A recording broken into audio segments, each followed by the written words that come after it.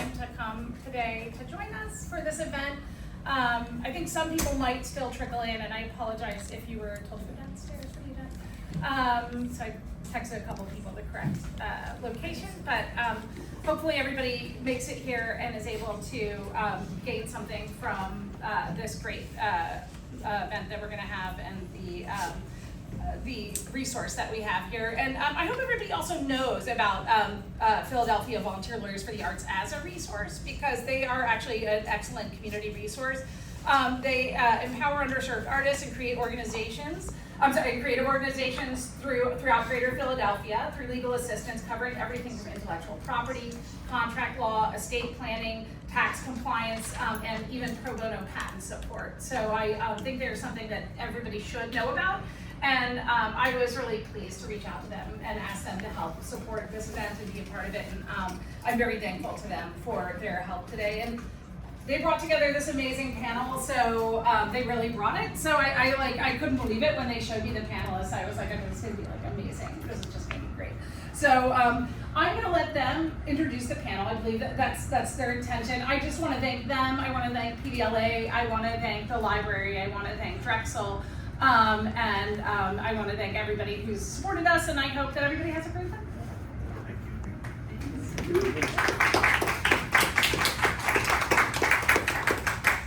Everyone, my name is Nan Latona. I'm the Executive Director for Philadelphia Volunteer Lawyers for the Arts. We are thrilled to be here today at Philadelphia Free Library, thrilled to have this panel of esteemed attorneys speaking on topics that they're very well familiar with. Hopefully you'll leave with knowing something that you didn't know that you'll find helpful in your creative careers.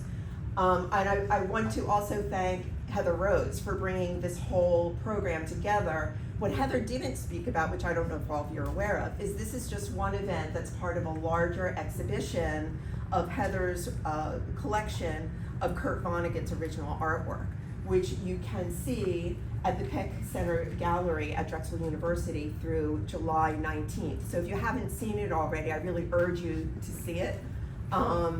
It was really exciting for me to see a lot of the little doodles he's done in a lot of his literary works kind of in large form. And people don't think of him as an artist, and he's he has quite a sense of humor, and it really shows in the work. So thank you for sharing that with everyone, Heather. I also want to acknowledge, of course, Drexel University for their support in this panel discussion, as well as Saul Ewing for their sponsorship, the Free Library, of course.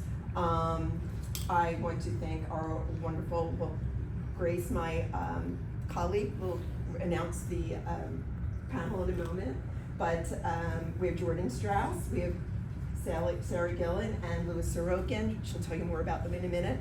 But I would be remiss if I didn't give a plug about PVLA right now, because so much is going on, as you all well know, with federal funding and how it's impacting all nonprofit organizations, but especially arts and cultural organizations, and we are not excluded from that impact. So we are actually embarking on a restructuring plan to restructure our organization, and we urge and encourage your financial support, your brain power, if that's something you're interested in doing, helping us research different possibilities in terms of a future, a sustainable future for the organization. I welcome you to come speak to me after the event. And feel free to visit our website for more information about the organization. It's been around for almost 50 years, and we are the only organization that provides legal support to the arts and a creative community throughout Greater Philadelphia.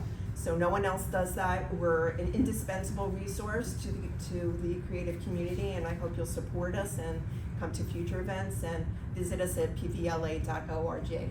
I'd like to now introduce my colleague, our Director of Legal Services, Grace Schaub, she actually did most of the legwork in putting together our panelists and kind of making sure everything happened from a presentation delivery standpoint, and she's going to properly introduce our panelists.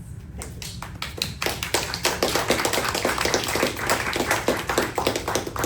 Hi, everyone. I'm very honored to introduce our panelists for today's discussion. They really blend sharp legal minds with deep love for the arts, so I really appreciate them being here today. So our first panelist is Sarah Gielen. Sarah is Deputy Director, General Counsel, and Assistant Secretary of the Barnes Foundation, where her practice concentrates on nonprofit corporate governance, matters related to the Foundation's art collection, exhibitions, commissioning of artwork, publications, charitable giving matters, and intellectual property, as well as institutional risk management and responsibility for government relations. Prior to joining the Barnes Foundation, she was Senior Counsel at the Solomon R. Guggenheim Foundation and Associate General Counsel at the Art Institute of Chicago. And before working in museums, she practiced trusts and estates law in the Individual Client Service Department at Shute Roth & Zabel in New York. And she's a graduate of Columbia Law and Johns Hopkins University. Please help me welcome Sarah.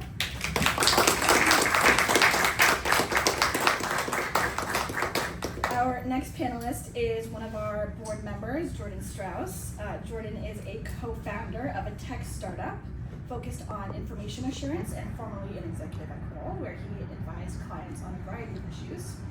His previous government service included roles as Deputy Justice Attaché in Afghanistan, Director for Incident Management at the White House National Security Council, Director of Preparedness and Response for the National Security Division, then the department's top lawyer focused on national security crisis law and policy, and as a trial attorney and prosecutor.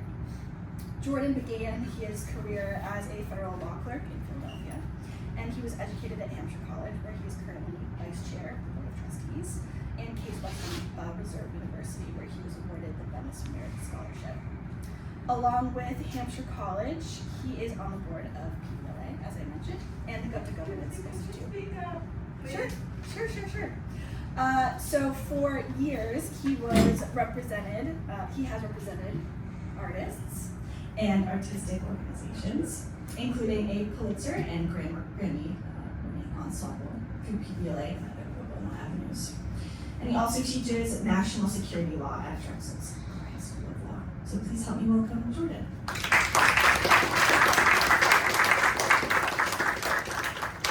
And finally, we have Louis Sorokin, who is an attorney at Peck, a boutique technology and IP law firm in Ardmore, Pennsylvania, where his practice focuses on technology contracts, intellectual property, and AI governance.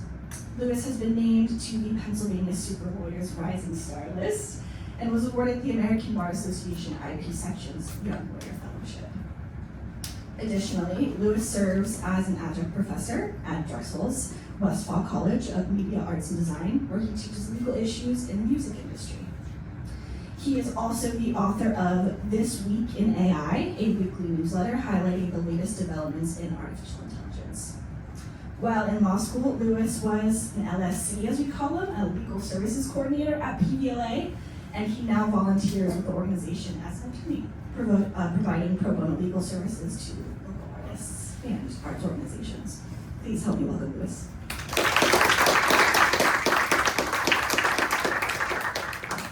Thank you all for being here. I will now turn it over to Jordan, who will be guiding us through today's discussion on key IP laws, navigating contracts, and estate and legacy planning. So thank you, everyone.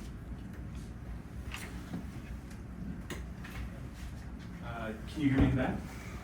Great. So our goal here today is to lay out a couple of foundational basics. So sort of art law for artists and for non-lawyers. We're going to focus on intellectual property and some basic definitions there and kind of how to think about it. Contracting and how to protect yourself and what to expect, and then estate planning. But the session is really for you, for the audience. So sort of throughout, if you have a question, raise your hand. And if you've got, hopefully not hyper-specific legal questions, but general legal questions, please ask them. You'll enrich, I think, the experience for everyone. So thank you, Grace, for the introduction, and thank you, Dan. And again, want to thank our hosts at the library.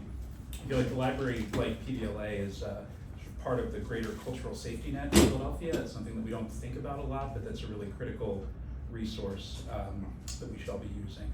So let's start with the basics. I think we all know what an asset is. You know, a house, a car, a thing, a computer, an art set, something physical. Louis, what is intellectual property? What kind of asset is that? Yeah, absolutely. This one may not be on. Absolutely, Jordan, and thanks again to PVLA and to the library for hosting. As Jordan mentioned, we talk about property in a few different categories. There's the tangible assets, the things like your house, your car, your cell phone. Intellectual property is something a little bit more abstract. It's what we in law like to call intangible assets. And so there are a couple of categories that really covers. It's the copyrights, the trademarks, the patents, and then a few other areas like trade secrets and other items that maybe we'll talk about for a couple moments. But the big ones that you have to be aware of as artists are really copyrights, trademarks. Patents are more for inventions, so we'll leave those off to the side. They're not as relevant to you today. Copyright is what is going to protect your works of art, your works of authorship, as we call them in the law. So those are the original works of authorship that are fixed in some tangible medium of expression. And that's language directly pulled from the US Copyright Act, and each of those is sort of part of a checklist. So if it's original, if it's a work of authorship as the law considers it, which can be a literary work, a musical work, a pictorial work, which really just means visual work, or something maybe like a sound recording, or something like software code, all of those fall under the scope of what copyright law protects. And there are different rights that are exclusive to the owner of that copyright that they have the right to then say to someone else, yes, you can use my work in this way, yes, you can create something based on my work, yes, you can sell copies of my work. Without those rights being granted to someone else, those uses of that copyrighted work are copyright infringement. And so if you're somebody who creates works of art, whether it's literary works or visual works, as this exhibition with Vonnegut is highlighting, or if you're a musician, as there are many potentially in this room, the idea is that you have created something that is protectable by copyright, and those are your rights. We sort of like to refer to them as a bundle of sticks. You get to give out each stick as you want to give it out, but they're all part of this bundle that copyright encompasses. There's also trademark, as I alluded before, which is the law that protects branding. So that can be names, logos, slogans, anything that is source identifying can be protected under trademark law. And there's different levels of strength of trademarks. Not going to get too much into the weeds of that today, but just know that just because you're using something as a brand name doesn't necessarily mean that it is the strongest trademark you can have. So when you're working to maybe name a collection or name some sort of brand that you're launching, it's best to work with a trademark lawyer so that he or she can advise you on whether that trademark is going to be best suited to your needs. Check out whether there are competing marks that have similar or the same name. Check out whether it's protectable at all. If it's something too generic, that won't get you very far. If it's something that's already in use, then you might have some big company or some small company knocking on your door telling you to please stop that. And we see that all the time where somebody launches something that they think, oh, I came up with this on my own, I wasn't trying to copy anything, but somebody else out there in the world is using it for their own purposes and got there first. And really the only answer is, sorry, you have to find another name or else, risk whatever penalties you're going to face for that. And so trademark is really just the law that protects your branding. As I mentioned, there's some other areas as well. Maybe we can get to the next slide. Here we have a little bit more on copyright. I will dive into some of this for all of you because I think it's helpful to have some background as to what copyright actually covers. So we talked about infringing copyrights. There's an exception to when you're using somebody else's work. There are some times where that's okay to build something off of what somebody else has created. There's this doctrine in the law called fair use. So fair use is this concept that allows freedom of expression by permitting the unlicensed use of copyrighted works under certain circumstances, whether it's a 4-factor test, and each of those factors gets weighed without getting into the legal nuances of it. The bottom line is that there's no right or wrong answer. There's common misconceptions around fair use, including that If it's a certain amount of a work that's used, then that's okay. You know, in music, I hear this analogy all the time that if it's 8 notes or less, then that's fair use. That is a complete joke in the legal field. Actually, when I teach my class at Drexel, that's one of the first misconceptions that I tell my students is, hey, whatever you've heard about the 8-note rule or the 10-note rule or the 5-chord rule, it's all fake.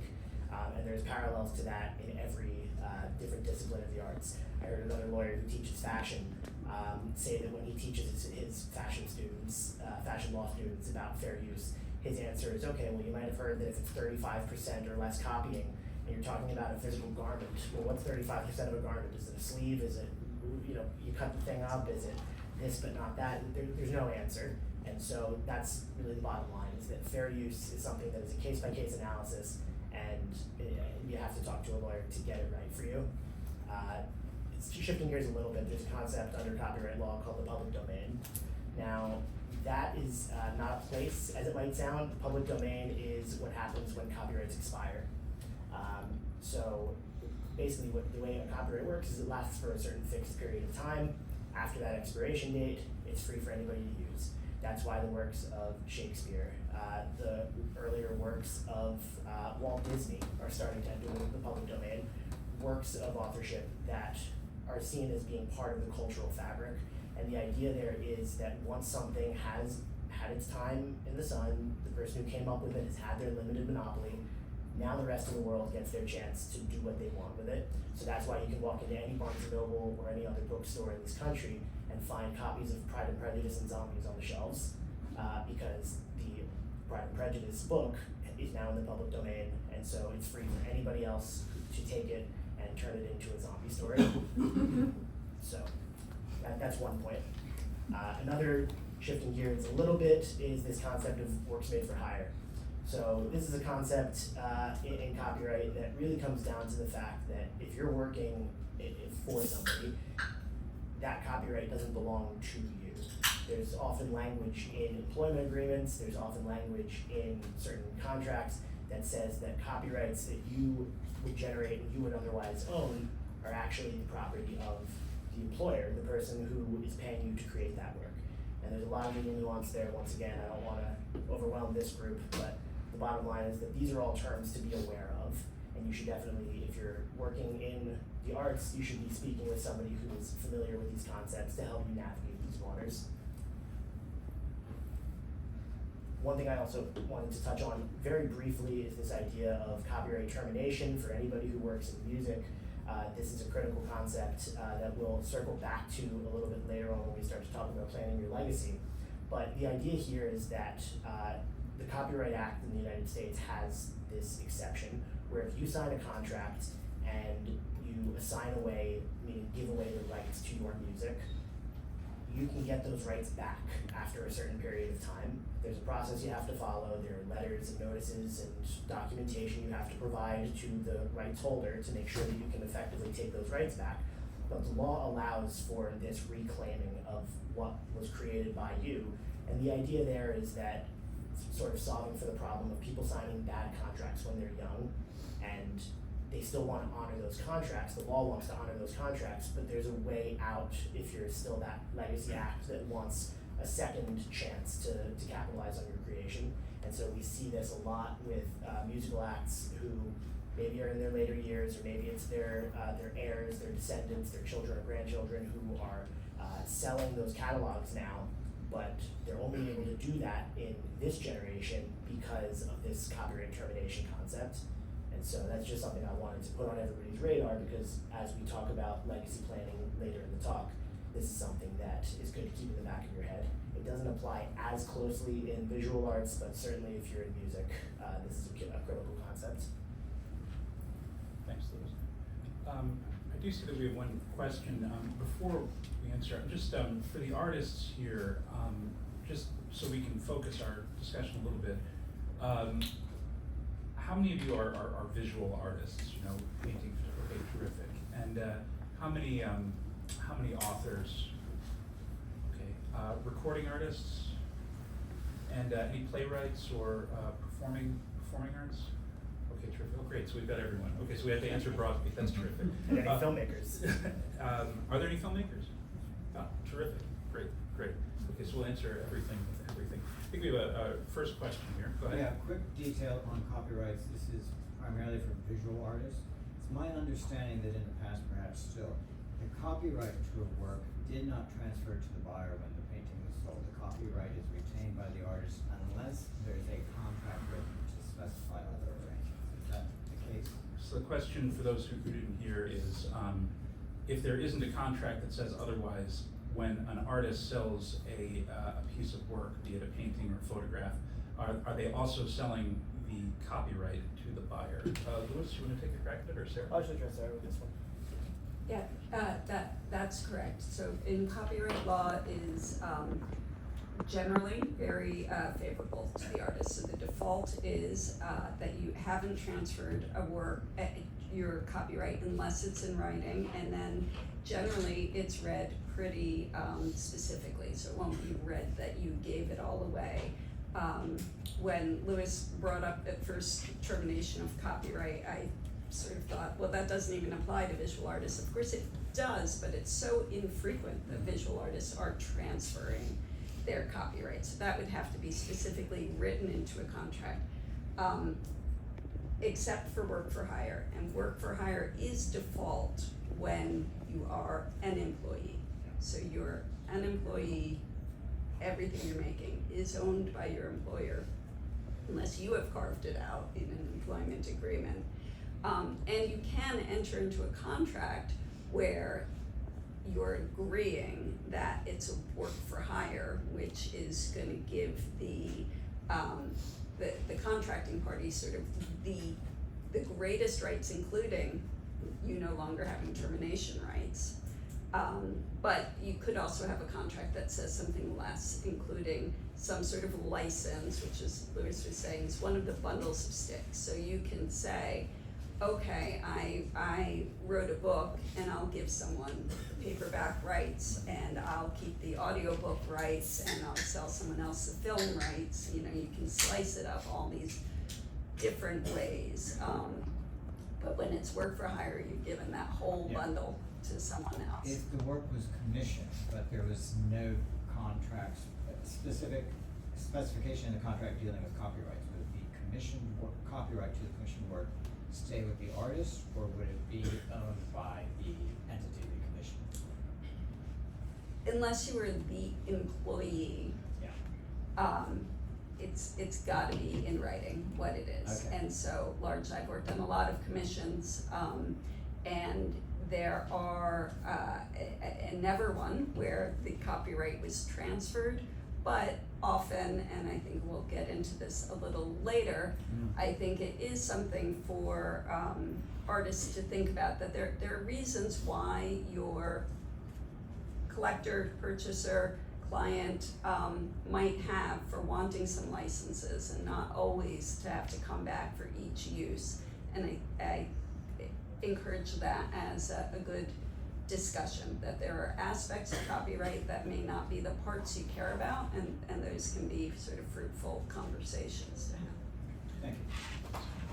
And, you know, I'd say to that, so just for those who are listening, you know, this is one of the, I think, the first major pitfalls / areas of serious risk for artists who work in creative fields that maybe align with but aren't the entirety of their artistic output. So for those of you who are commercial photographers in the regular, like W-2, not 1099 employee of a company, or for those of you who are, you know, professional sound recording technicians, you really want to think very carefully about the way that your employment agreement is written, because it definitely has a clarification in there that says that everything you do is a work for hire, and figure out what you need to do to be explicit about the fact that you're reserving your personal artwork for yourself, because you don't want to be in a situation where your employer is challenging you over ownership.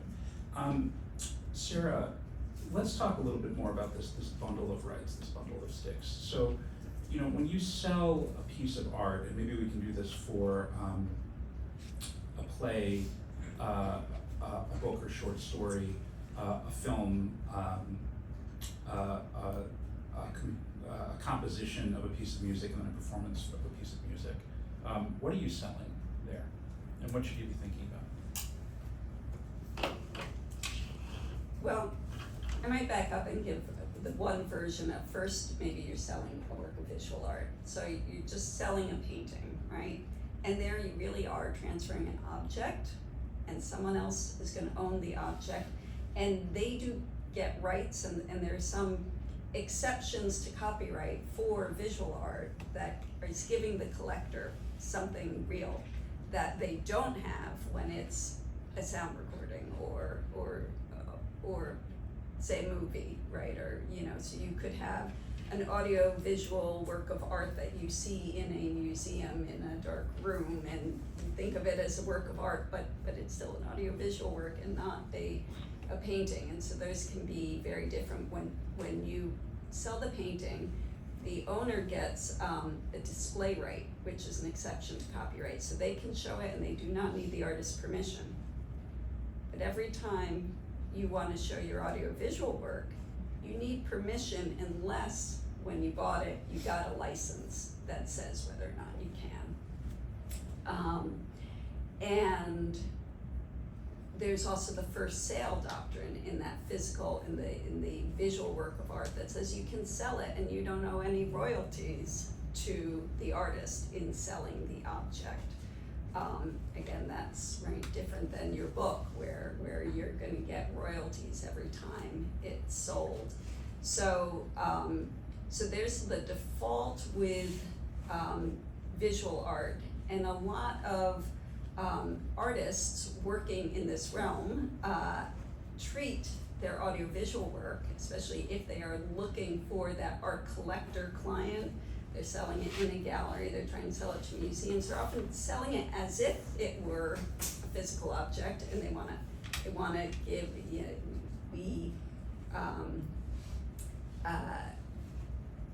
I've acquired a lot of works of art like that, and you're sort of acting as if somehow like the painting's the highest level of work of art in a museum, and so people are trying to fit in that box.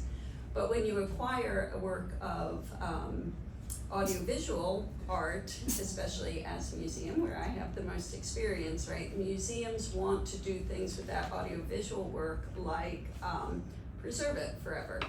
And when you have a work that was made, you know, by Bruce Nauman, and it's a multi-million-dollar work of art, but he worked in the realm of VHS tapes, and you're a museum in the 21st century, right? You're very worried, are you gonna be able to keep that work alive?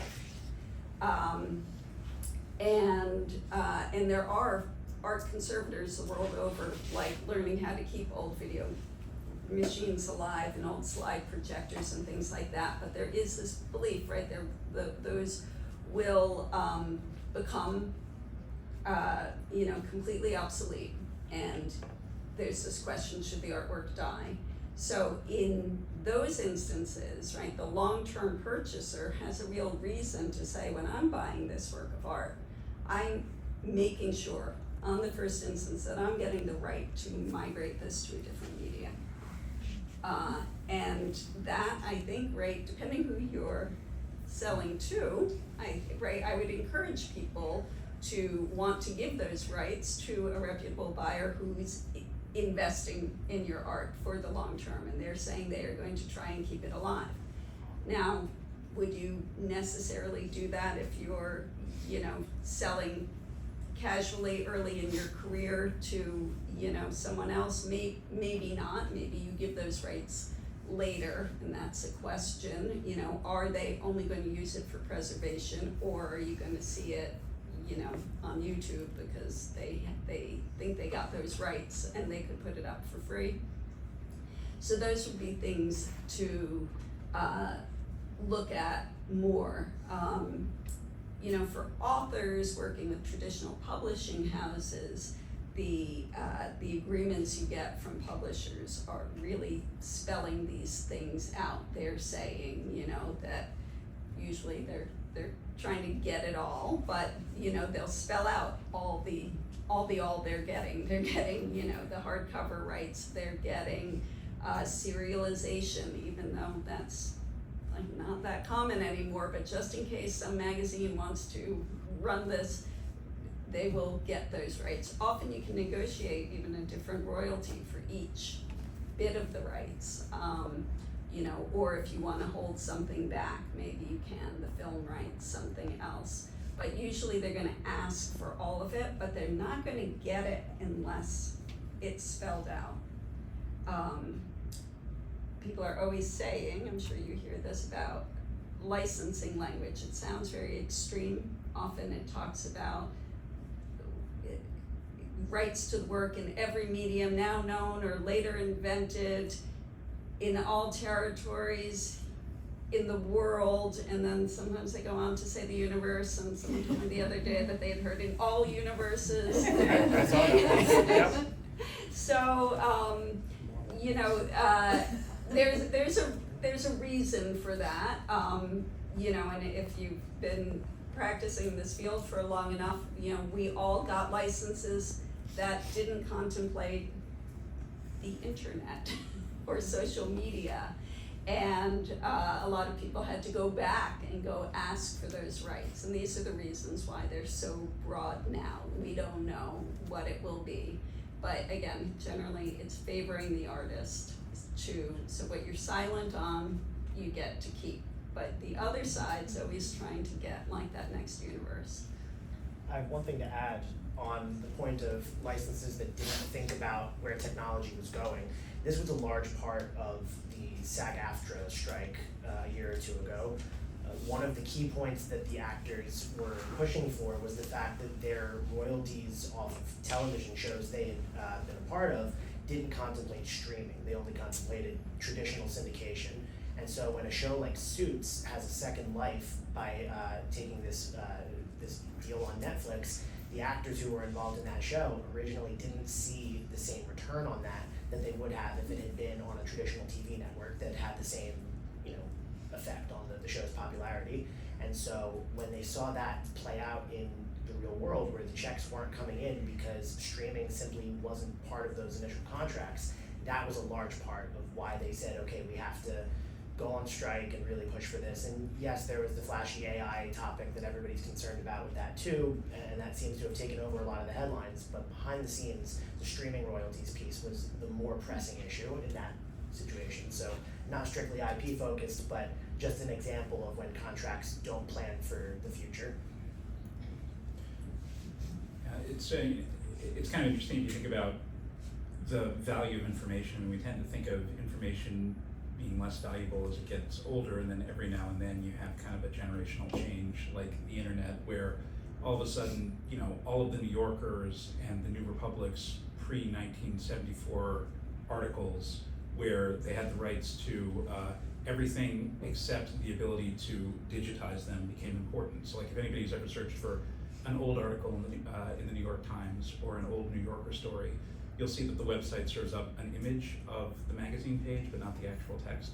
And I think where we're really seeing this now is sort of in the AI space, and who owns the profits if any of these copyright suits against larger AI companies are successful, which I think we'll be talking about in a minute or two.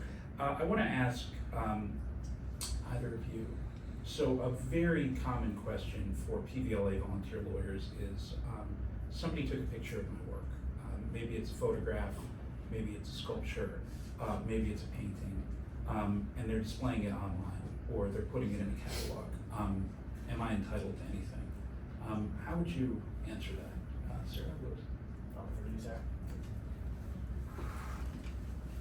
So that's an area where fair use may come into play. So if you have a sculpture in public, people do have a right to take a picture of what the street looked like that day, and it may incidentally be in there. And Louis alluded to the fair use is always difficult because it's this 4-part test, and you never really know if you've passed it until you win the lawsuit. So, and that's both sides, for users and the owner of the copyright. So it's it's not always the safest area, and a lot of people would prefer to license something than rely on fair use, because if you get permission, you never have a problem. So it's less like, so fair use, if you think of fair use, is generally like a First Amendment right around visual things. So just because you made that sculpture, did that mean nobody could take a picture of the protest walking by? You know, no, you have to be able to show what happened in that moment in time.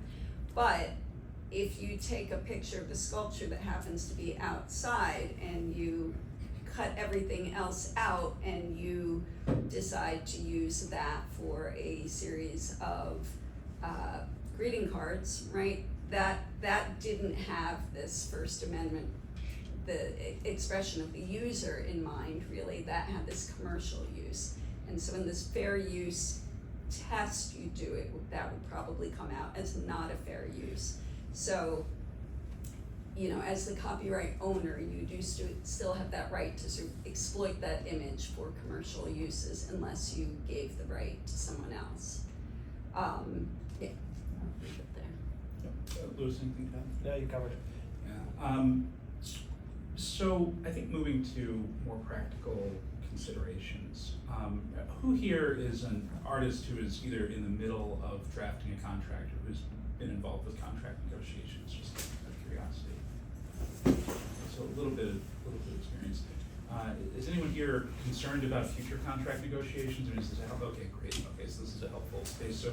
So Sarah, you're an artist. Somebody has, you're say a photographer. Somebody has said, I'd really like to buy your work. Where do you start? I mean, when you're thinking about what should be in a contract, should you not do a contract and just sort of hope that things will work out? Is that a safe thing to do for, which, you know, sometimes it may be for the artist, right? Or, you know, is it beneficial to get in writing what the expectations are? Well, for photography, there's always that question really of what you're getting. Are you getting something unique? Are you getting a limited edition? Or are you just getting this print and no promises? So if you are, and whether or not there's reproduction, right? So I guess for photography, it can exist in so many different realms. So I think the important thing in photography and writing it down is probably even just to pin down what your intention is as the photographer. Are you selling, I'm selling you this one print, and it could be as simple as, I'm selling you this one print, I retain all copyright, and that's it, how much money you're gonna get. Largely, and New York State actually has a law that says if you're selling a limited edition, you have to sell it with a certificate of authenticity.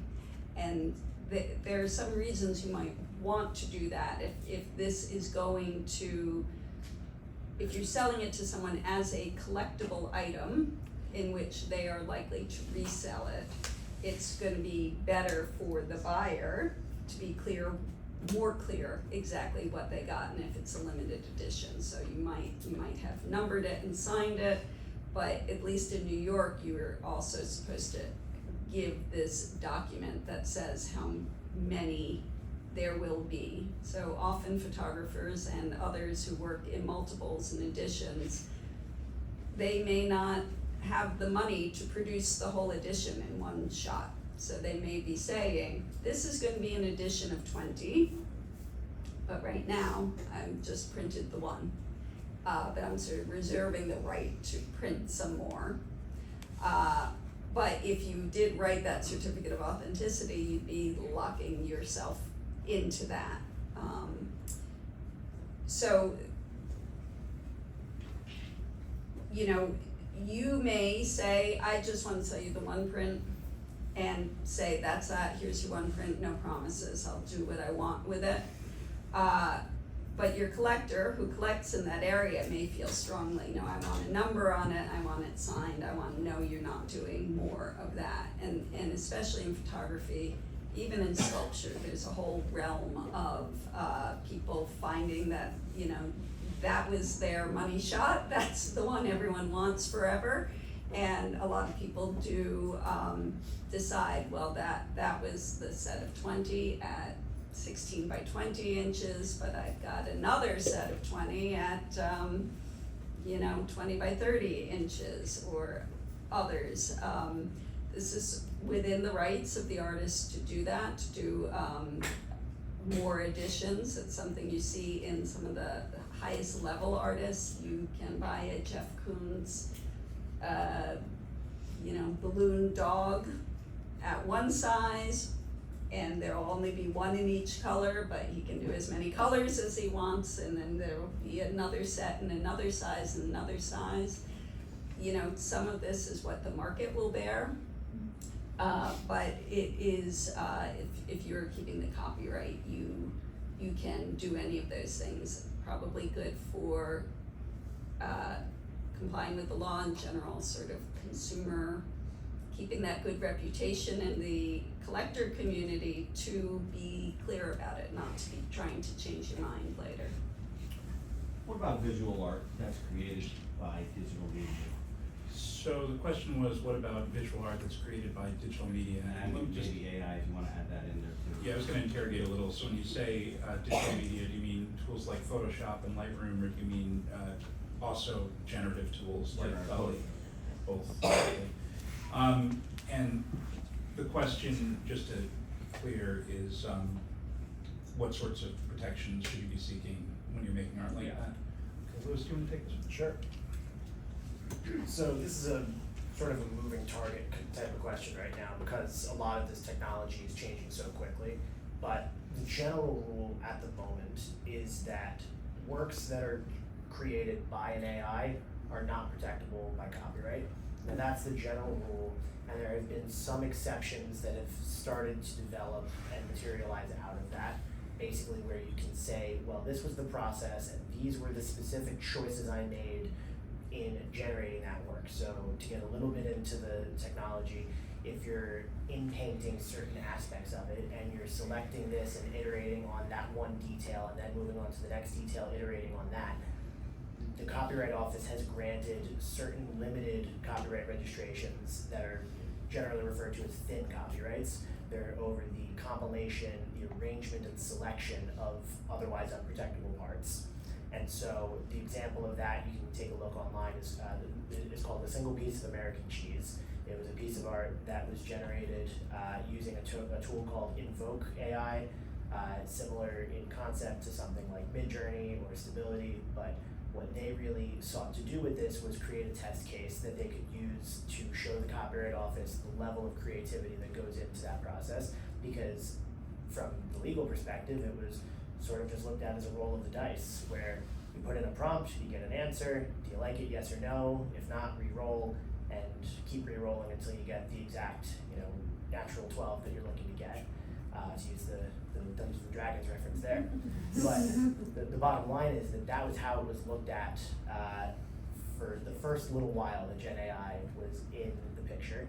Now there starts to be this more nuanced take where they will grant these thin copyrights.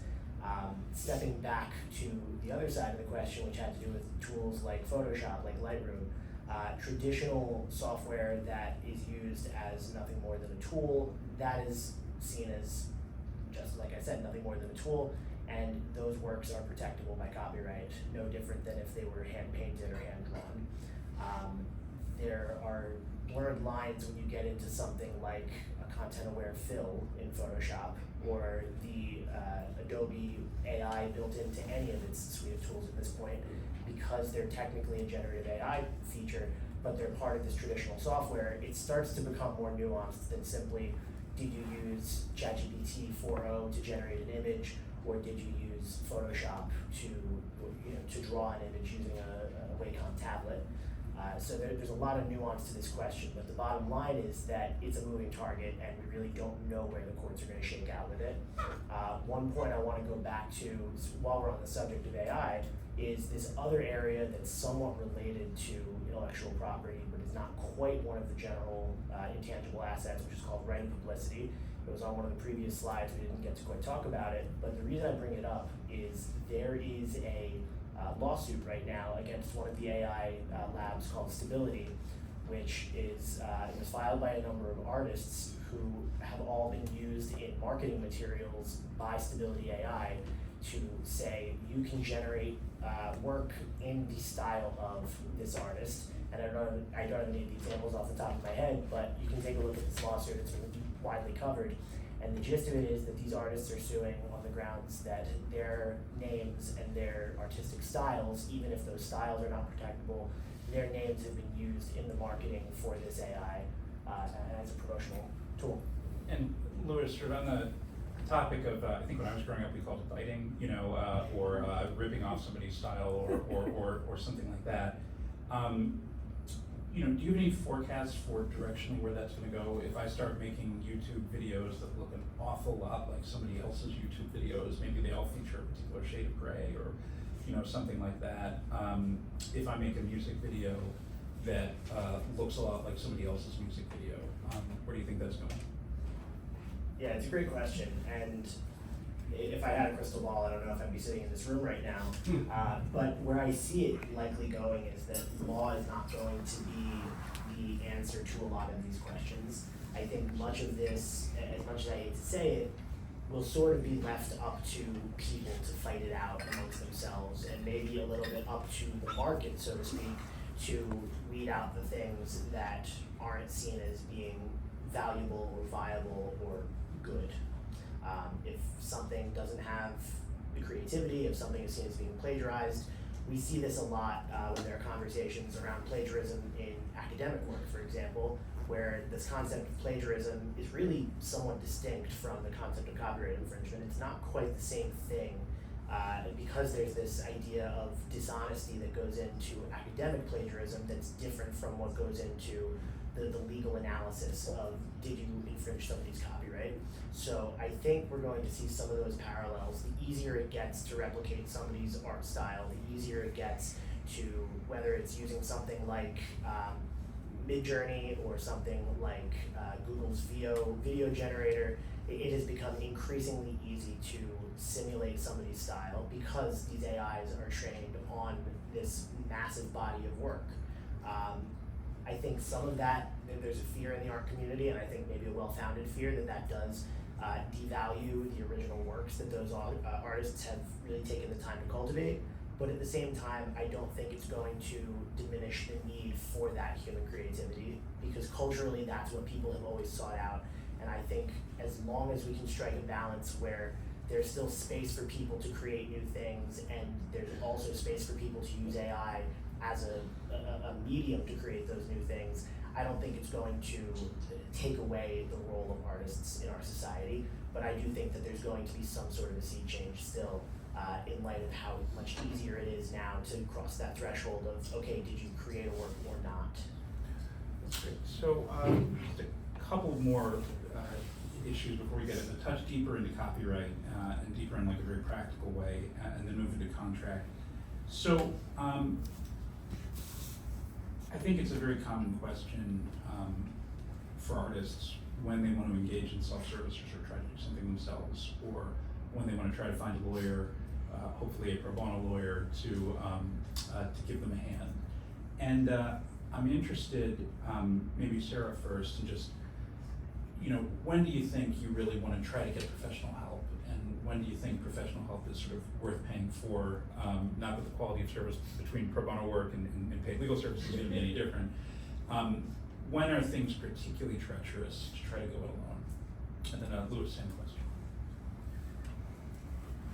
Well, sort of obviously when there is more money at stake, obviously it's probably more worthwhile to get a lawyer involved. But I think a main thing is to the extent you can remain self-aware about how much you're understanding the argument, right? If a lot of times the contracts are fairly straightforward, and the main thing you're looking for is getting a meeting of the minds. And if you're having a clear understanding of what's important to you and what the other side wants, I think it's quite possible to negotiate a contract just fine between an artist and a collector, an artist and a gallery.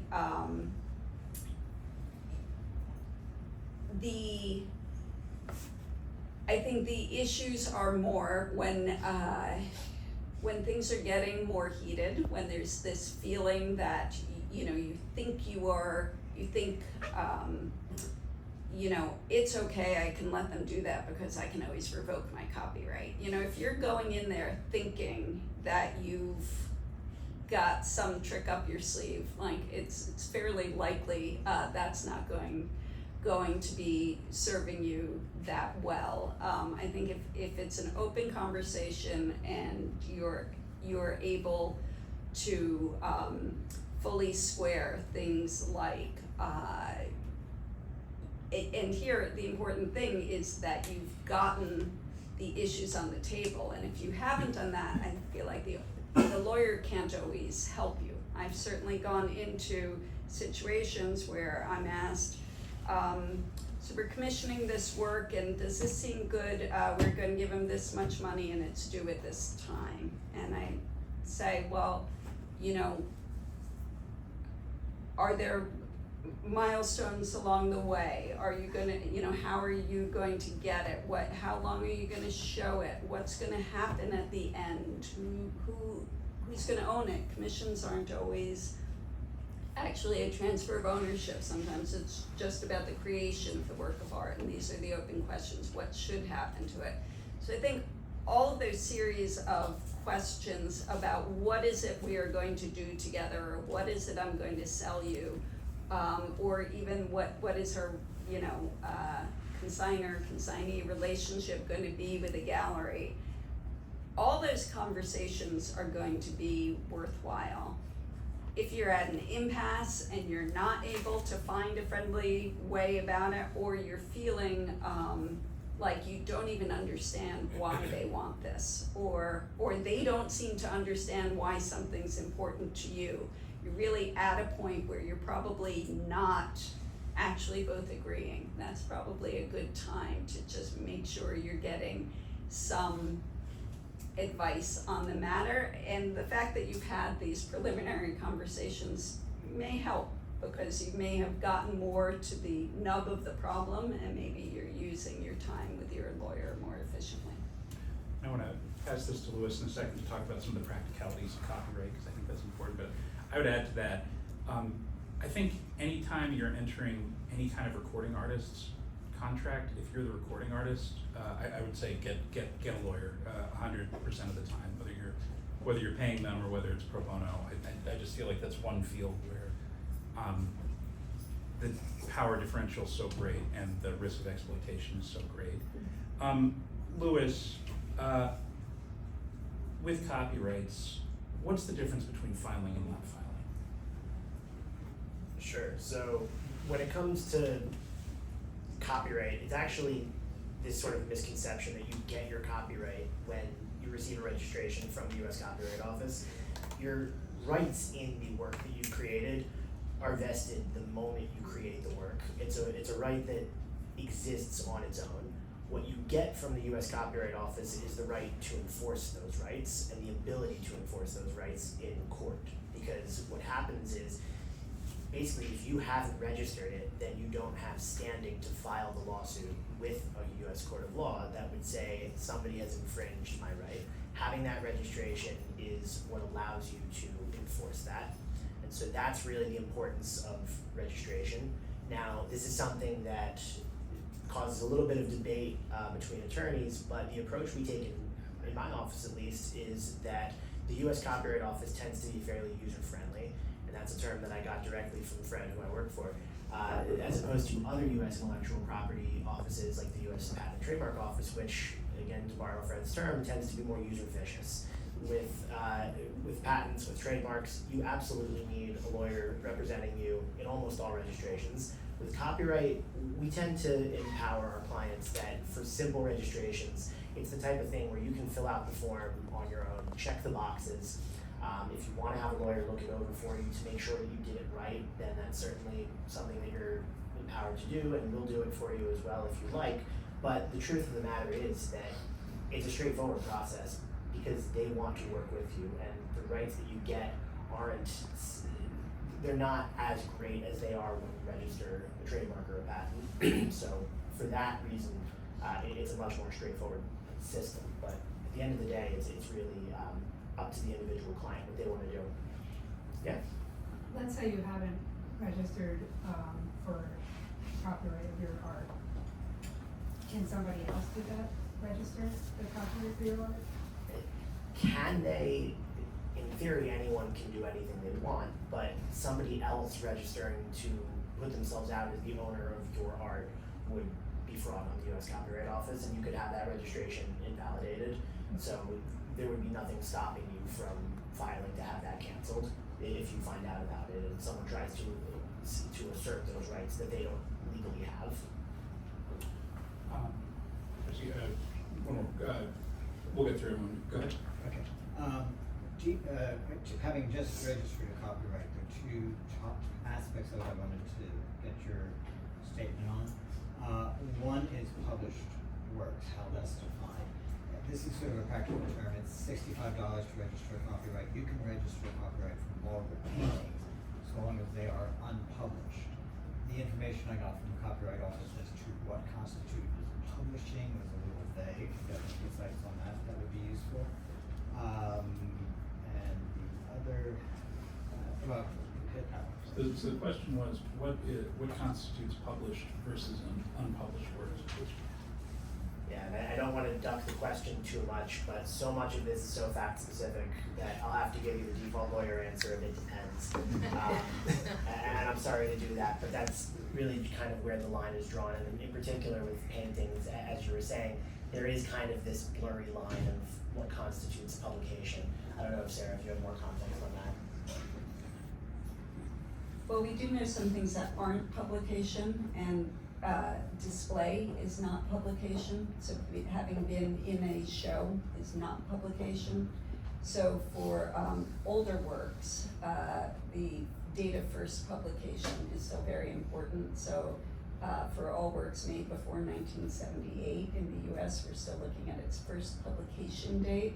And in that context, we tend to say publication is reproduced in a book or a newspaper or a magazine. It's publishing.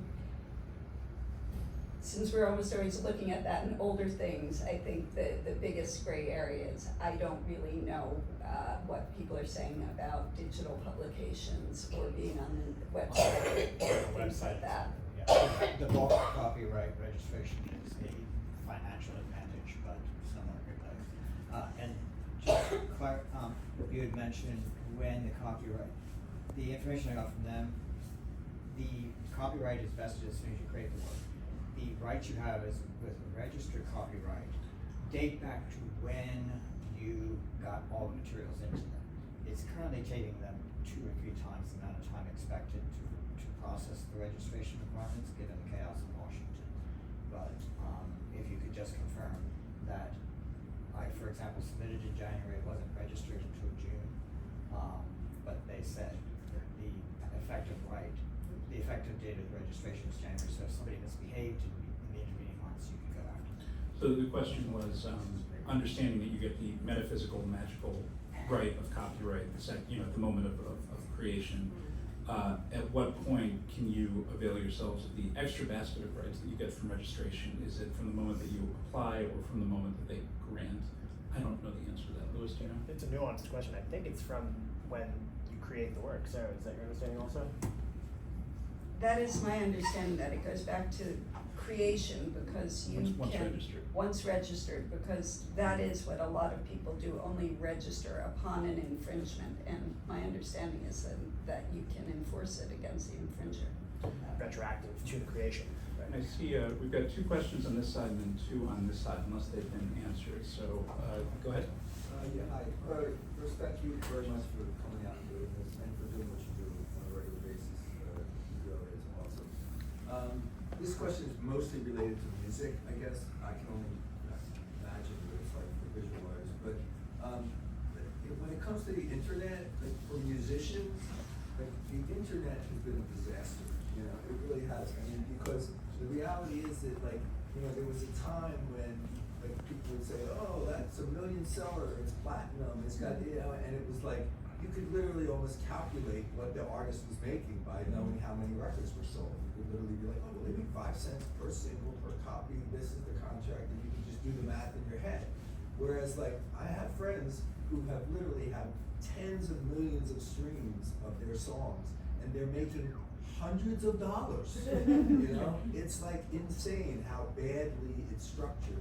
I guess my big question is, as far as copyright, when are they like? I know SAG-AFTRA are trying to figure it out with, you know, film, but like in terms of what used to be royalties, you know, BMI, ASCAP, these companies that tracked jukeboxes, that kept track of who. Like, when are they going to address this? Does Congress have to do this? I mean, the whole idea that like you can, I guess my main question here is this: does somebody have to be making money off of reproducing your copyrighted work of art, i.e. a song, in order to sue the content provider, i.e. Google, YouTube, wherever they are, for sending out millions and millions of copies of your copyrighted work without compensating the artist in any way? Unless you disagree, I mean, no, you don't need to be making money to assert your copyright rights. To assert your copyright, correct. You don't need money to assert a copyright infringement lawsuit, but I think. No, I don't mean the artist. I'm saying does the violator have to be? Right. Because like a lot of times you'll see that they'll just say, "Oh, cease and desist." Okay, well we'll stop. But you've already, like 10 million people have already downloaded it. I think the deeper part of your question is the fact that royalties have changed so fundamentally in the music industry, and it's not so much the subject of today's talk, but I'll tell you this. Sound Exchange, at least, is sort of doing the job of BMI and ASCAP when it comes to digital. And at least when I was working more regularly with musicians, it was one of the, I guess, least known about steps of getting yourself set up as a working musician. Is not only do you have to be registered with one of the PROs, with either BMI or ASCAP or CSAC, but you also need to be set up with Sound Exchange to claim the digital royalties. And so that's really, I think, the only nuance I can give to it at this point, but. Yeah, and Louis, I'd add to that, you know, there's something called Section 230 of, I think, the Communications Decency Act, right, that generally says platforms, which have a very specific legal definition for our purposes today, are places where other people can do stuff, tend to have no liability under the law for what other people post. So when you're talking about going after people, or going after Google, right, I mean, what you should really be thinking about is who is posting this on YouTube, which is a Section 230 covered platform, because they're really the infringer with some exceptions. In Section 230, to the extent that the content itself, Google can't be held liable for the speech content there, but the real point here is the Digital Millennium Copyright Act, which is a law that was enacted in the late 90s to amend the US Copyright Act. And what that seeks to do is solve the issue that you brought up in the very beginning of your question about what the internet has done to proliferate piracy, because it now became much easier to broadcast millions and millions of unlicensed copies of any work you want, whether it's software, whether it's music, whether it's images. All of that was how Napster came to be, and then all of the other software that developed in its wake. And the only reason that we have Spotify and digital streaming platforms as we know them today is a response to the all-you-can-eat free-for-all that people got used to with Napster. The intermediate steps between those two obviously being the iTunes Store and similar types of music platforms. But the Digital Millennium Copyright Act, responding to that problem of piracy, has a process in place where if you find that your works are being shared unlawfully on whether it's YouTube or another platform, you can file a takedown claim. You can assert, I'm the owner of this other person does not have the rights to it, and then the platform has a legal obligation to follow up on that. or else they lose what's called a safe harbor status, which is what prevents them from being held legally liable for being the hosting platform for all of these unlicensed works. So that's another thing to be aware of if you feel that your works are being mass infringed. But again, this is something that work with lawyers because it gets a little bit nuanced.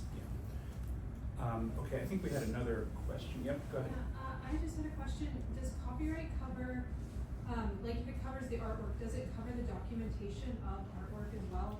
That is like kind of separate? If you have an artwork that has some sort of documentation outside of the work itself? Could you give just an example of? Like installation work and then photographs of the work, or like a performance of some sort and then documentation of that performance that's outside of the work itself. Okay, so the question was, does copyright cover documentation, so meta information about a performance or other information prepared about a performance? Sarah? It does. So copyright is in whatever you fix. And so often, a lot of conceptual art, the thing that has the copyright is the documentation and not the performance. There is also copyright in choreography and things like that, but usually you have to have written it out and fixed it in a medium. So there is, and those need to be protected, but often that is, while that has copyright, it's often also the thing that is actually transferred between people to show ownership, a certificate of authenticity and installation instructions. That's great. We'll go in the back and then, go ahead. Yes, I don't know, you're speaking about copyright, what is your name? My question is a follow-up copyright question. Lewis, yeah. No, the. Sarah. Right there. Sarah, yeah. Yes, what's your name? Sarah. Sarah, I wander in, I think I'm in the wrong room. But you mentioned copyright, so I said, okay, I think I need to stay because I always learn something new. And, so what it is I'm the president of a Black History group, Mm-hmm. and, we will be 100 years old in 2027, so we're writing a branch history. But needless to say, this isn't in a book, so we're using the Philadelphia Tribune. So can you repeat what you just said about 1978, about copyright law in newspapers and books? So the copyright law changed, the Copyright Act of 1976 went into effect in 1978. But the copyright law before that was the Copyright Act of 1909, and a whole lot of the world is still under that. So in the 1978 law, what we were largely trying to do was get into compliance with the rest of the world, and that allowed the rest of the world to respect our copyrights, and we were respecting everyone else's. And it was the end of all these formalities. It used to be, and there are a lot of myths about the formalities that people remember, but you used to have to put a little copyright symbol on, you used to have to register all of that to get copyright protection. That was all before 1978. And the copyright term used to be a lot shorter too. So you at one point got to 14-year terms, and it was to 28-year terms. And now, after 78, you get life of the author plus 70 years. Life of the author plus 70 years. Yeah. So, But for something like the Tribune, you're talking about a corporate publication, so you don't have a death. So usually there is, and now I'm blanking on what the term is I know I always for, blank on that as well. yeah, for Around 5 years. not from first publication. First publication or 120 years from the creation. But is that for something made after 78? That's No. the rule for something before 78, which is probably going to be the case for the older, the historic stuff you want from the Tribune. Well, what happened is the length of time was extended. Sorry, length of time was extended. So under prior acts, you had that, as Sarah said, you had a short period of time, which would be 28 plus 28 or 28 plus something else, then you had to renew it. Then when the 76 came back, 1976 Act wasn't enforced, effective 1978, it extended the length of time that the copyright lasts. So if the copyright was still in effect, say in 1978, then that copyright was extended a longer period of time. The question is going to be for anything in the Tribune. Did something published in the Tribune and then fell out of copyright before 78, and maybe it stayed out of copyright, or was it still in copyright in 1978 and then that got extended? This is the perfect kind of thing that we're go to PVLA and do that review with you. I was just about to say, I don't wanna prolong this meeting since I'm in the wrong place. Sounds like you're in the right place. Can I get your email address to follow up on this? We'll talk after the fact. Okay, okay. But, I have to get to my other meetings. I'm supposed to be downstairs. Can I Well, get your card or Absolutely. something? So I'm just gonna shout out that there could also be fair use as a reason to use things if you're using it in historical context. And some of the work could be in the public domain, and some things, older things will have Well, I think lapsed. it is in the public domain, but I said, oh, I'm with the lawyers, I can Okay, I think we had a few more questions. Thank you. Absolutely. Everybody has a good workshop. Jim, did you have a question? Okay, other questions? Yes, go ahead. When you post something on Instagram, you need copyright? When you post something on Instagram, is it copyright? Can somebody No, do you need a start using it as your, as their owner? So, sure, I can take this one.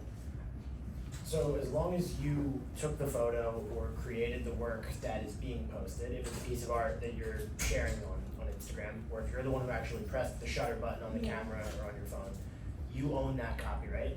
And somebody else, other than Instagram, and I'll get to that in a moment, some other person shouldn't just take a screenshot of your photo and start using it any way they want. That doesn't mean they're not going to, and there are ways to stop them from doing that or to enforce your rights. Actually, in 2020, there was a new law enacted that enables copyright small claims to be brought before an administrative board that's part of the U.S. Copyright Office rather than in a federal court. So this copyright small claims court is called the Copyright Claims Board.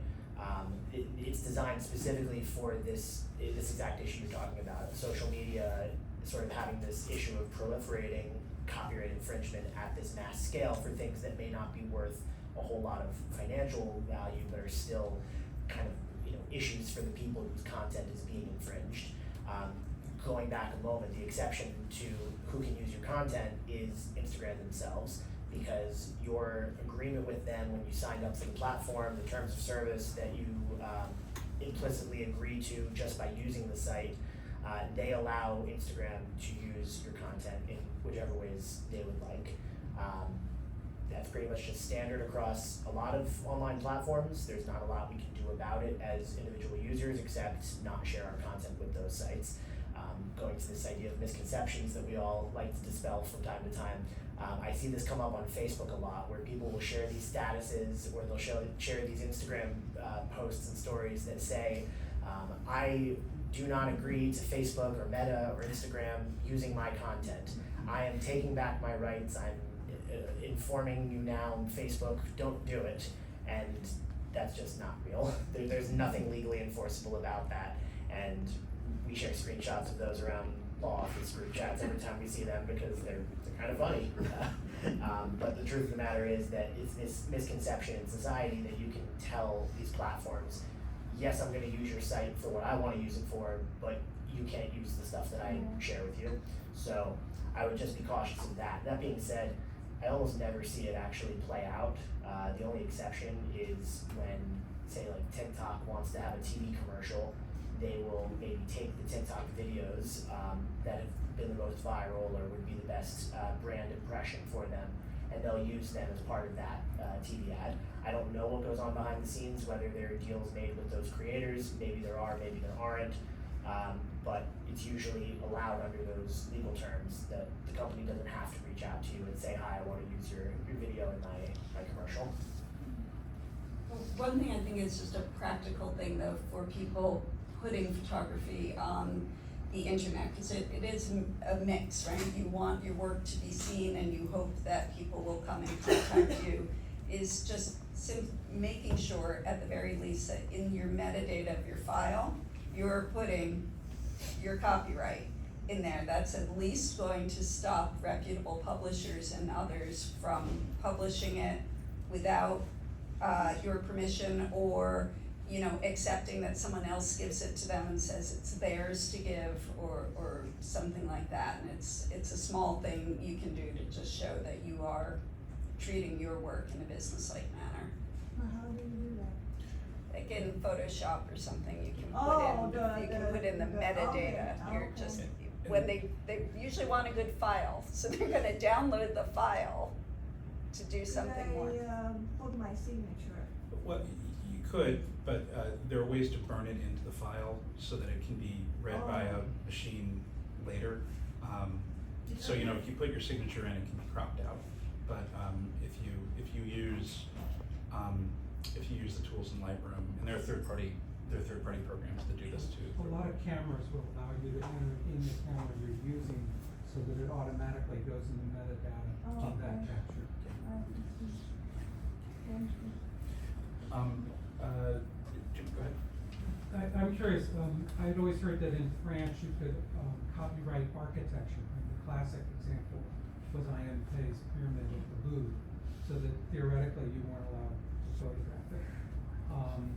I was photographing in the National Gallery sculpture, and I was told to stay away from the Calder work, that they did not want it in an image because Calder Foundation was pretty well known for going after images of it.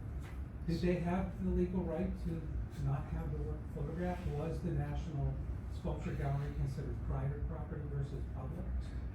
Sarah, do you want to try answering? Well, so, yes, the creator of the work so there are a couple things there. So one with the architecture does have some copyright protection, though usually in the US law, there's an exception for being able to photograph a street.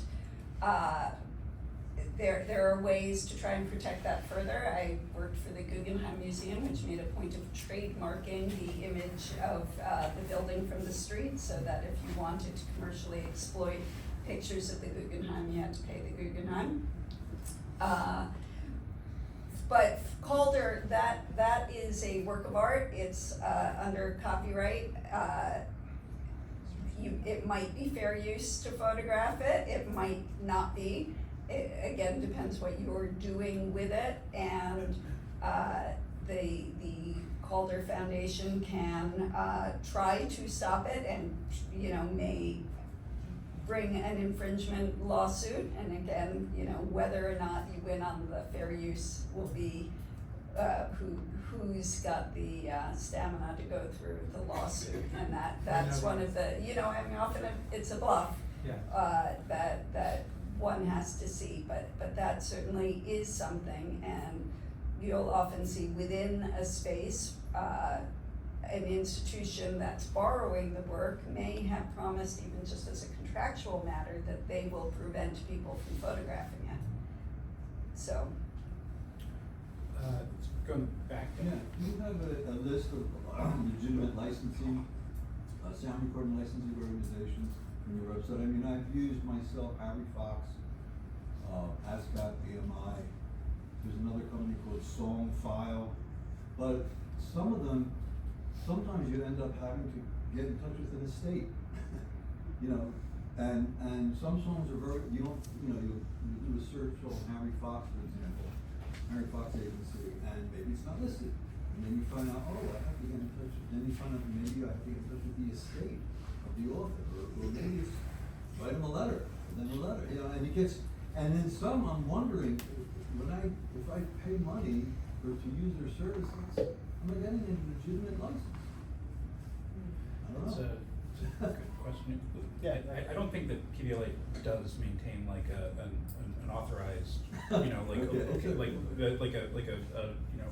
Better Business Bureau kind of thing. But Louis, I'm not aware of any of them. I don't think there's such a list whether through PVLA or frankly in industry. I think this is something that is still very fragmented, for better or worse. I see it come up a lot when I'm working with musicians. They, you know, especially in a previous job where I was really working day to day with musicians, licensing works for sample clearances is very difficult. Licensing works for covers is not difficult because mechanical licensing through something like Harry Fox Agency makes it very simple, and there is a law in the United States that has a compulsory license for something like a song cover, but ultimately it does end up being a situation where you often have to go directly to the record label, or go directly to the estate, or directly to the whoever is administering that publishing right and that songwriting right, and the sound recording right as well if you're involved with that side of things. So it's very individualized, it's very fragmented. But one story that I'll tell is that a friend of mine had a song that he had done as an unauthorized remix just for fun. He publishes it on SoundCloud, and it gets picked up by some other random person on TikTok and ends up with north of 1 billion streams on TikTok. He happened to be part of a management group that had the connections and the resources to, on his behalf, go to Interscope Records and attempt to secure the rights for him to release his remix officially. The problem was they wanted too much money because they saw the streaming numbers and they said, well, it's our song, it's our right, and so all the plan for that kind of fell to the wayside. But creatively he said, okay, well, if I don't use the original sample, if I don't use the original sound recording, I could instead re-record the vocal myself and do it under a mechanical license, which there's the compulsory right. All you have to do is pay some small fee, and he was able to release it again with new vocals. Granted, it's not the version that got the 1 billion streams on TikTok, but it was good enough and it's done perfectly well for him. So there are creative ways around this. Mechanical licensing is much more streamlined, and oftentimes this is something that creators and more inventive creators are able to use to their advantage. Any other questions? Yeah, go ahead.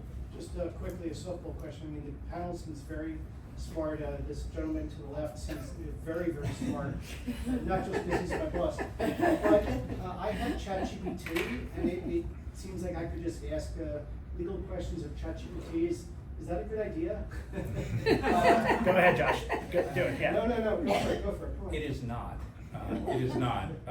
It is also not a good idea, by the way, to ask people who either aren't lawyers or who aren't specialists in the area of law that they're talking about for legal advice. I think that we spoke a little bit earlier about enduring myths like the number of notes, or the percentage of a work that's copied, just propagating. And I don't know how they get into the water. They get into the water in every area of the law.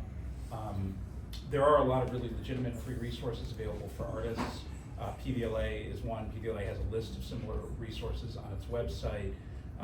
Other VLAs do as well. A lot of law schools have self-help guides. A lot of them actually are quite good, as long as you have a question that's been asked and answered 1 million times before. When you're getting into sort of really specific issues, like I think the question concerning, if I understood correctly, like the ownership of copyright and the extent of use of Philadelphia newspaper that's been in and out of existence for the last 100 years is pre-1978 articles. You probably do want to talk with a licensed attorney, and as a reminder, it is actually a crime to practice law without a license in this Commonwealth of Pennsylvania. Can you say that again? It's a crime. Sorry, go ahead. Which part? Sorry, it's a crime.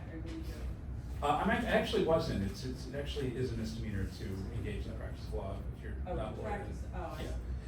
But more seriously, if you have an issue that's important and you need legal advice, talk not just with a lawyer, but with a lawyer who knows of which they speak. So that's important. Yeah, question back. So a question on film, like celluloid. A still frame from a foreign movie from the 1960s, let's say, made in France. Is that in the public domain, just this still frame? Well, I'm actually glad you asked that. The answer, and I want to ask for Louis and Sarah's view, is almost always it depends. It depends on if the film was, registered, has a legitimate copyright. In that era, I think if you didn't actually put a little C on it, you automatically gave away He your. was in France. You're right. What happened to No. that C on the keyboard? I can't find it. But do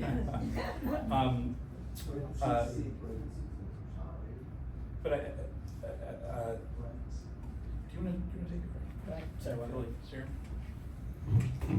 In all likelihood, I would say it's probably under copyright, because when the US joined in that convention, the US restored copyright in foreign works that fell into the public domain because they failed to follow US registrations. So most of those works are now covered, that they would be under copyright for life of the artist plus 70 years.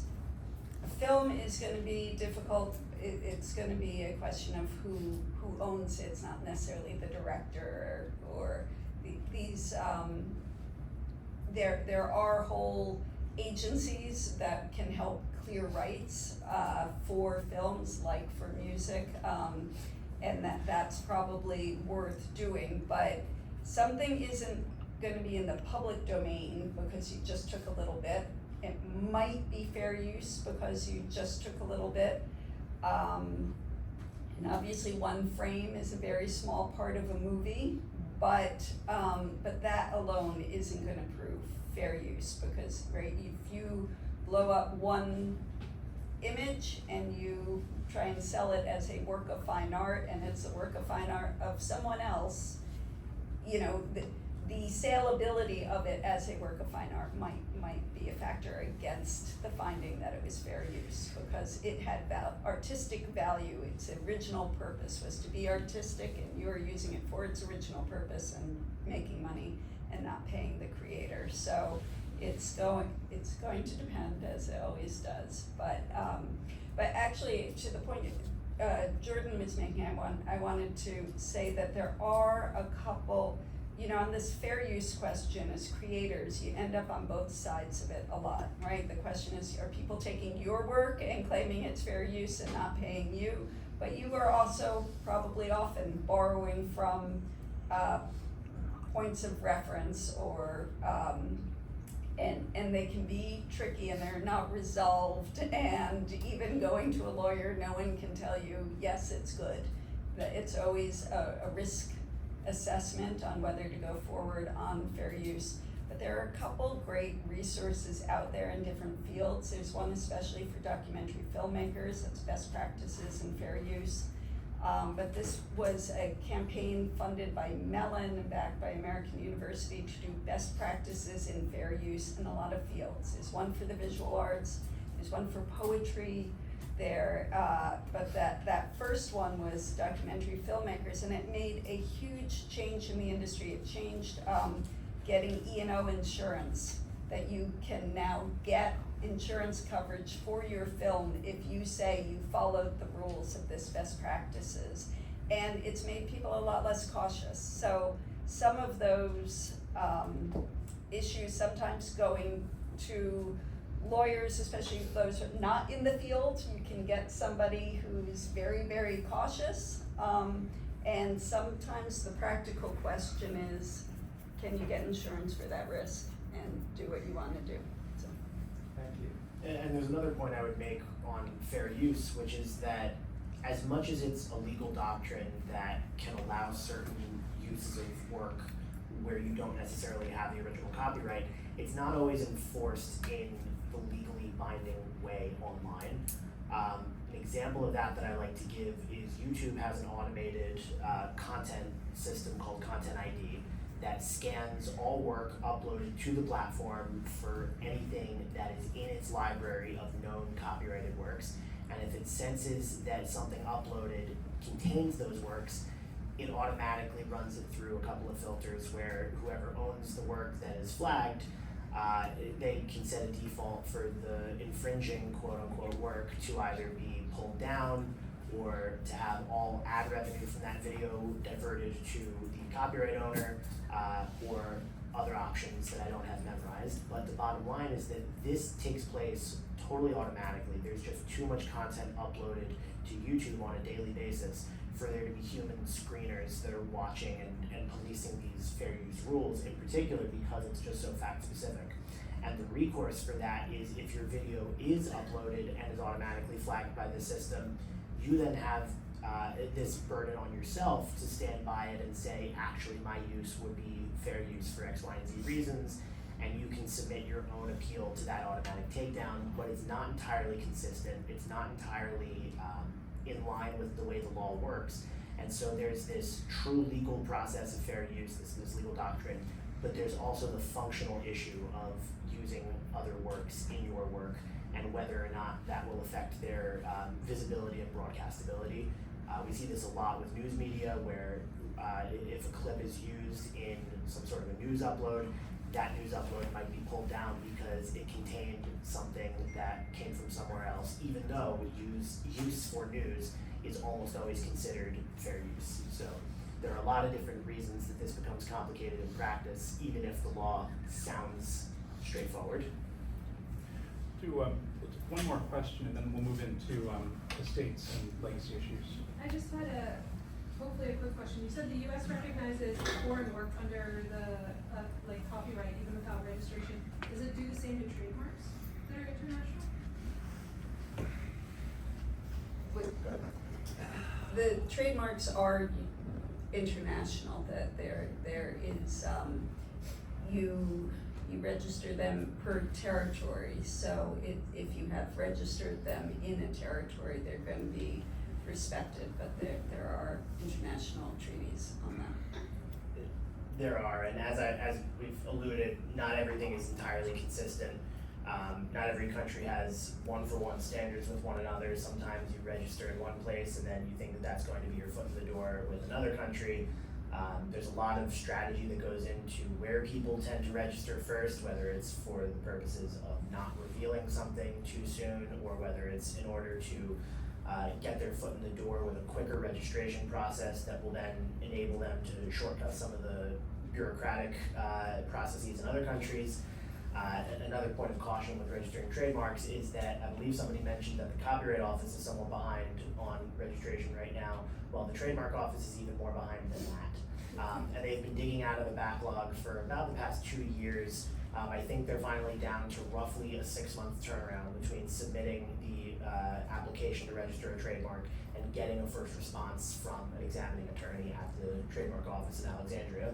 So the bottom line there is that backlog was up north of a year at one point, I believe.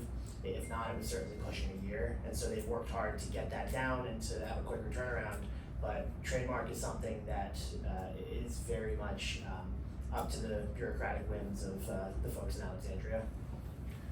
So let's talk a little bit about estate planning and what happens to your art after you no longer are able to take care of it or no longer want to take care of it.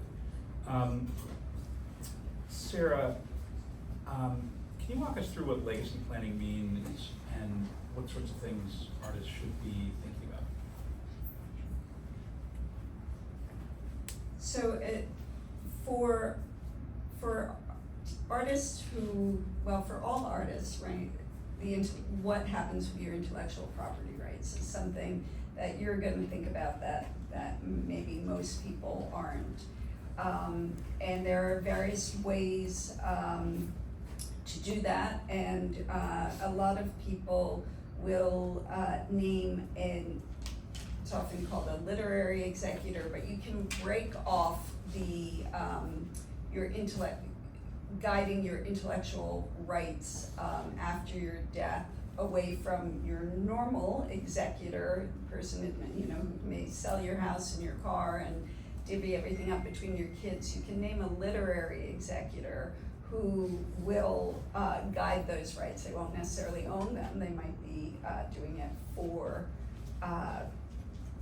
for your heirs, but they're the person who understands what they are and is going to be more knowledgeable.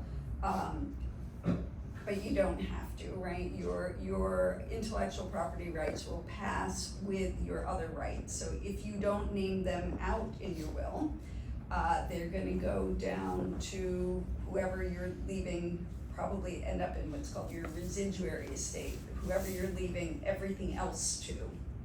And an issue with that can be that that is leaving a group of people who perhaps don't get along, don't have the same point of view. So I think there's often that thought of trying to think about your artistic practice, what you're leaving behind, as a business asset. Who's going to know how to manage this? And there may be a difference between how who you want to control it and who you want to benefit from it. So you can split those things up and think about it. You don't have to disown your kid who isn't in the business, but you might not make them the decision maker. There's a tendency, especially in the visual arts world, of people feeling like what they need to do is create a foundation to keep their legacy alive and to figure out what to do with their art. Often an artist dies as their own best collector, and they've got a lot of art and maybe not such a ready market to sell it all. So this idea is you create a charitable entity that will hold the art and sell it off bit by bit, get it placed maybe in museums or good collections, and it will sort of have this perpetual life and help boost the artist's legacy. And a lot of very prominent artists have done this, but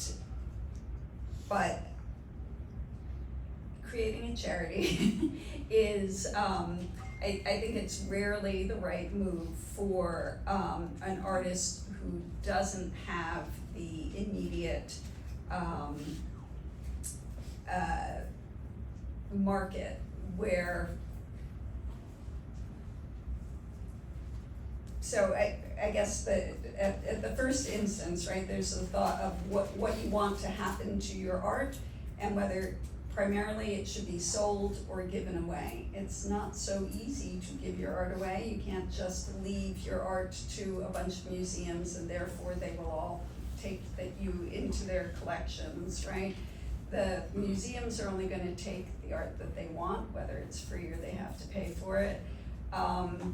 And other, libraries as well. You can't just leave your archive to a library. They're only going to take it if they really want it.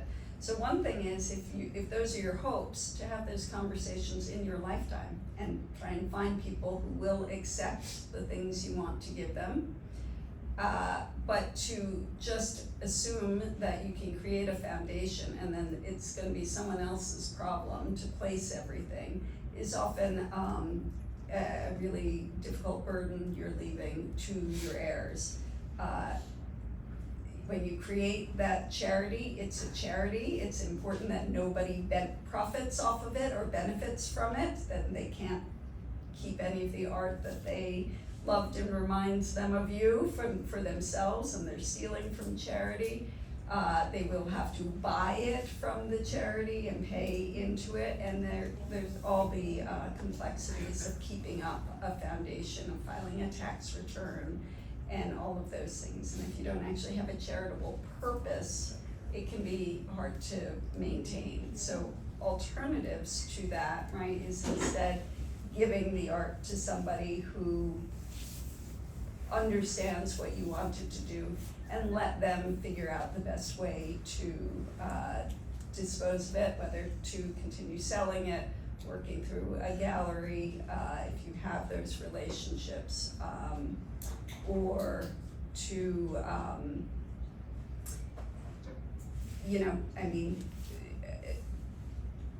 perhaps to find, right, they might find libraries to take some collections for others, but often the goal, as it is in your lifetime, is to continue to sell it and run it more as a business, and there may well be someone who can do that. So I think that the top things are having an inventory, knowing what you have, so your executors will know what you have, knowing, having the list of who has collected it, all this information that you have as an artist, or how you run your business of being an artist, make sure you're passing that information on to those who are going to take over the business when you're gone, and some guidance on what to do. Certainly a foundation's a possibility, but short-term charities can be a real burden and difficulty. Another thing may be finding some other existing, maybe it's not, MoMA, but find some smaller organization that would be interested and might take the property up.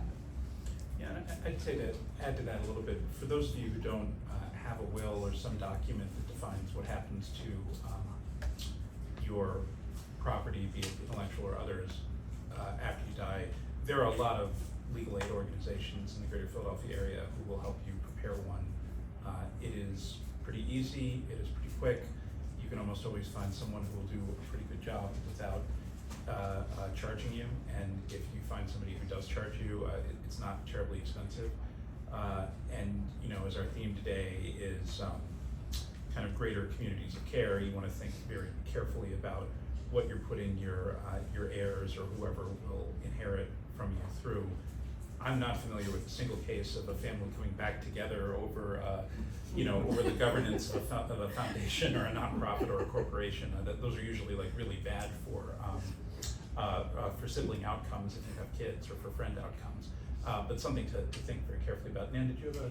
I just want to comment because having worked at a community art center for several years, we had a couple of instances of long-term supporters who were also artists. I mean, they weren't high-level professional artists, but they've accumulated a massive work. One had a library of just like books, and unbeknownst to us, like they decided we were like going to benefit from this, which is a very nice. I'm sure that the person who bequeathed this collection and those books meant very well, but to us on the receiving end as a small organization, we were very unprepared for it. It took a lot of resources just to kind of like deal with it. We weren't prepared to like sell it. No one really wanted to buy it. We didn't have a place to store it. So I just want to mention that from being on the other side, it would have been helpful, I think, for the donor to have a conversation ahead of time. I guess this is true of any plan giving with any nonprofit organization. It's always to the advantage of the organization, and you'll make the most impact if you could have a conversation, prepare them for it, let them know that this is coming. Ask them if this is something they would benefit from, because in our case, it was actually it took a lot of resources to kind of deal with it that we didn't have, which was sort of counterproductive to the intent of the supposed gift. We called it a gift with strings. If you have a body of work that you think people would be interested in, and there are again a lot of terrific organizations in the greater Philadelphia area, depending on your form of art, the Hagley, the Athenaeum, probably this library if you've done interesting works with Philadelphia.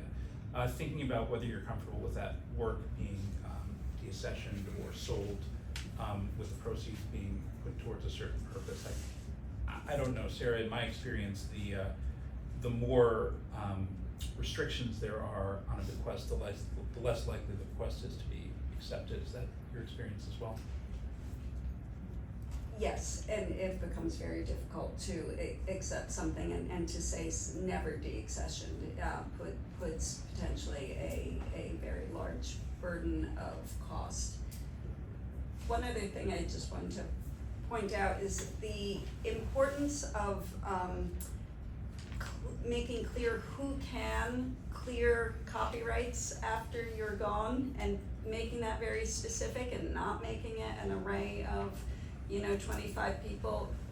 More than anything, while we talk about fair use, more than anything, people want to know that they've cleared the rights. I feel like there are more harm comes from people not wanting to reproduce something for fear of infringing, and if your goal is for your work to be out there and to live on, the confusion over how to clear the rights means that just using it shuts down. So that can, if your goal is to be part of have your legacy live on, any confusion in that area is really going to hurt that. So just the clarity is really important. I mean, probably like Prince dying without a will was something that just, killed all the lawyers. How could that be?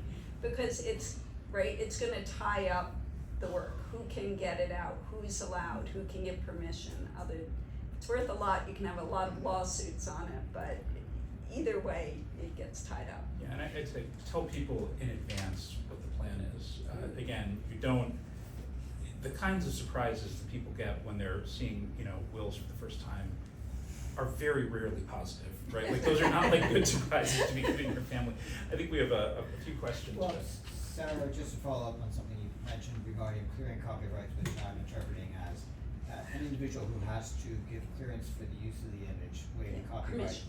Is it possible on your death to simply to have the will terminate the copyright and have everything go into public domain so that the aesthetic heir doesn't get saddled with all that decision making? Yes, you could. Still people are gonna assume not, but saying it really specifically would be good. And then thinking through how would you execute that? How would you make that known? Maybe you have a website and you put everything up and you say this is out there. There are also Creative Commons copyrights and some others. So you can give it a CC0 copyright, which is how you put something in the public domain and you put it out there in the world, and you can get that in your metadata, and then everyone knows that they can follow that. There are a couple other licensing that allows creative reuse with different categories through Creative Commons and a few other places. If I remember correctly, I think the works of the Getty Museum are all under the CC0 license. I could be wrong about that, but I think I'm right there, as of a year or so ago. So that's something that it's not just used in this particular circumstance, it's something that owners of large collections have taken advantage of for this purpose of putting things into the public domain. Right, I think that's largely about clarity. There are things that are already in the public domain because they're old, but they're trying to encourage people to use them by sort of stopping that copyright fear. If you look at the Barnes's website, we also have an open access policy. So if things are in the public domain, we say it's in the public domain. You can download a high resolution image. You can do whatever commercial or non-commercial thing you want to do with it. And then we have some other attributions, including copyright unknown and things like that, which gives people sort of that chance to think about whether they want to take the fair use risk on their own. Jim, go ahead. Yeah, I'm trying to figure out the advantage of setting up a trust within a will for, let's say, an archive, like the will part for the family that explains itself. The archive, which you hope is of value, and nobody can really put a number on it, you want to kind of protect, because one of the things, if I understand correctly, Pennsylvania taxes estates. So if you have 10,000 prints and you happen to sell one or two for $1,000 over the course of your career, what's the value of the estate and what would Pennsylvania come after? So, the first part of that, if you want. Sure. So Pennsylvania taxes inheritances. So if you inherit in Pennsylvania, you pay a tax. If you die in Illinois, the estate pays the tax. So Pennsylvania's a little funky. I think it's one of 3 or 4 states where the inheritors pay. I don't know if there's like a lower band limit for what that is. I believe there is one. In Illinois, I think that the estate tax starts kicking in at $2 or $4 million. The state estate tax, that is. Of note, it would be helpful to try to get some kind of, if you're putting things into trust, some kind of professional valuation that might be acceptable to the IRS prior to putting them into trust, just because there are annual and lifetime giving limits that the IRS has. I think the lifetime giving limit for an individual now is $13.6 million for half of a married couple. If the art is worth more than that, first of all, great, fantastic. But then there's also an annual gift limit, which I think is $17,500 or $18,000 per person. If the value of the art is greater than that, you might have some record-keeping obligations. I actually think that this is the kind of thing where a tax accountant would probably be able to advise quite well as a lawyer. In terms of the trust, I mean, just remember, I think it's a less complex entity, Sarah, I'm assuming you agree with this, than a foundation or an IRS, any kind of IRS 501c3 nonprofit, in the sense that, you don't have to do annual filings like the 990s that you have to file for a nonprofit. So the administration is easier, but it is still a legal entity, which is going to have some management obligations and should at a minimum have a, I think what's sometimes called in the field sort of a doomsday clause, like what happens if everybody dies? Sarah? Well, there could be a couple different things. You may be talking about a lifetime trust, which is the sort of thing you often hear about from estate planners, that where you put your own assets in a trust in your lifetime and you remain in control of them, that you don't have to pay a trust tax. You don't have to file an annual tax return for that trust because you've kept so many strings on it. It still remains your property. But at death, it's already in the trust, so it doesn't go through your estate. So that's whenever you hear about avoiding probate, it's always this kind of lifetime trust.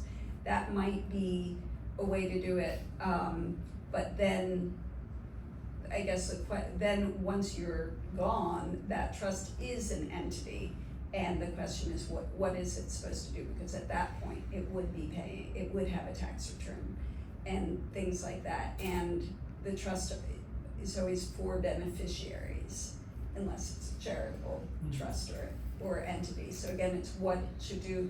Trusts actually pay a higher rate of tax than individuals, and it ties things up. So again, the question is, are you tying it up for a reason because you don't want people to control it, or now your trust can say it's in my trust in my lifetime, and when I go, the trust pays it all out. So it can be like a will. There are a lot of different things you can do with a trust. But I had some other point, I can't remember now. This gets into, I think this gets into sort of a deeper area of like, using trust for things like liability protection. And I think when if you don't want the works of art to be seized by ex-spouses of children or things like that, there are probably ways to construct it. But at that point, you're definitely paying for the legal advice you're getting. I think is it gets complex.